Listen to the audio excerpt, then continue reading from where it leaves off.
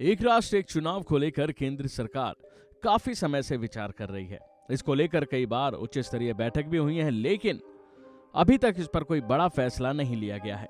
इसी को लेकर पूर्व राष्ट्रपति रामनाथ कोविंद के नेतृत्व में एक उच्च स्तरीय समिति ने मार्च में प्रस्ताव दिया था कि लोकसभा और राज्य विधानसभाओं के लिए एक साथ चुनाव कराए जाने चाहिए। साथ ही स्थानीय निकाय चुनाव 100 दिनों के अंदर होने चाहिए, जिससे पूरे देश में एक समकालिक चुनाव चक्र सुनिश्चित हो सके।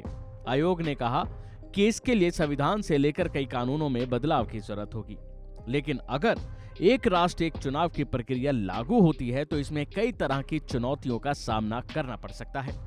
आइए जानते हैं वो कौन कौन सी चुनौतियां हैं, लेकिन उससे पहले आपको बता दें कि आखिर यह है क्या। एक देश एक चुनाव के तहत लोकसभा और सभी राज्यों व केंद्र शासित प्रदेशों की विधानसभाओं के चुनाव एक साथ कराने का प्रस्ताव है। अब आइए जानते हैं इनकी चुनौतियां, जिसमें पहली चुनौती है विधानसभा की निश्चित शर्तों को बदलना। एक साथ चुनाव शुरू करने से राज्य विधानसभाओं को समय से पहले भंग करने की जरूरत होगी। इसके लिए ये तर्क दिया गया है कि संसद और राज्य विधानसभाओं के लिए निर्धारित शर्तों में बदलाव करना संविधान की मूल संरचना का उल्लंघन होगा, जो ये प्रावधान करता है कि अवधि 5 साल के लिए होगी, जब तक कि जल्दी भंग ना हो जाए। लेकिन इसका तर्क कोविंद की रिपोर्ट में दिया गया है कि संविधान के संस्थापकों ने संविधान पूर्वक अनुच्छेद 83 और 172 का मसौदा तैयार किया था, जिसमें प्रावधान किया था कि कार्यकाल 5 साल का होगा और इससे ज्यादा नहीं। इसे 5 साल तय नहीं किया जाएगा या इसे न्यूनतम 5 साल नहीं किया जाएगा। अनुच्छेद 368 संसद को संविधान में संशोधन करने की अनुमति देता है। इसमें दूसरी चुनौती है संविधान में संशोधन।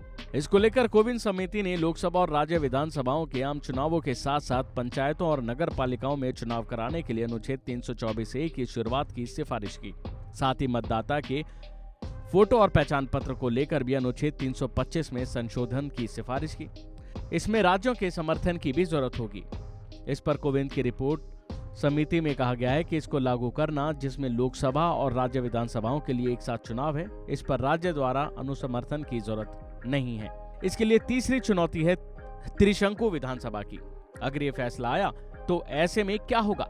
इसके जवाब में पैनल ने कहा है कि अविश्वास प्रस्ताव या ऐसी किसी घटना की स्थिति में जहां सरकार का पतन आसान हो, नए सदन के गठन के लिए नए सिरे से चुनाव कराए जा सकते हैं। और बात करें आखिरी चुनौती की, तो वो है सरकार को 2/3 बहुमत की जरूरत।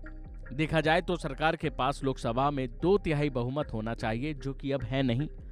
इसे प्रस्ताव को पारित कराने के लिए एनडीए को कई विपक्षी दलों के समर्थन की जरूरत होगी।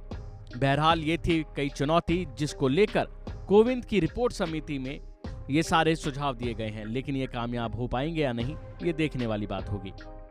अभी के लिए फिलहाल इतना ही। ऐसी तमाम खबरों को जानने के लिए बने रहिए वन इंडिया हिंदी के साथ।